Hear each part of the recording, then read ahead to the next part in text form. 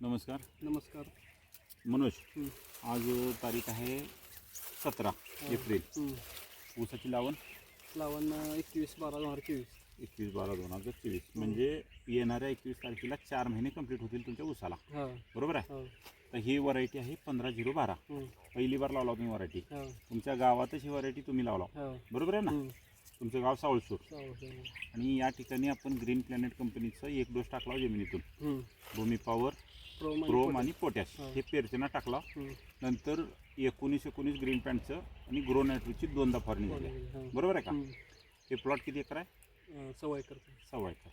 आज जर भेटले तर 4 महिने कंप्लीट झाले प्लॉटला.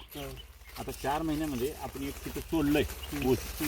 ऊसाची जर लांबी उंची बघितली राजेश, ऊसाची उंची जर बघितली तर एकसारखी उंची आहे. पान हे जाड आहे. व्हरायटीचंच वैशिष्ट्य आहे की पान जाड असतं. आता इथं राजेश आपल्याला फरक काय बघायचा आहे, 4थ्या महिन्याचा ऊस आहे तुमच्या. हे जे आहे ना मेन डेट आहे, बरोबर. त्याच्यानंतर 1, 2, 3, 4, 5, 6 आणि हे 7 टोटल फुटवे किती? 7 पैकी. आता ही एक जे आहे ना 1, 2 आणि 3 इथे तिसरी कांडी तयार आहे.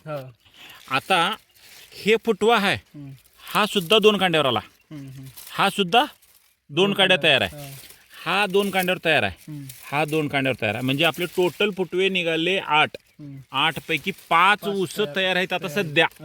आणि दिवस झाले 120.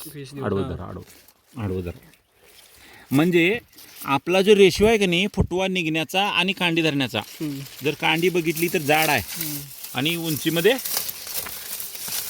उंच आहे बघा, लांब आहे, बरोबर आहे का. पेऱ्यामध्ये आपण म्हणतो का नाही लांब आहे. इथंच नाही तर सगळीकडे असंच आहे, हो का. सगळीकडेच आता कांडी धरले.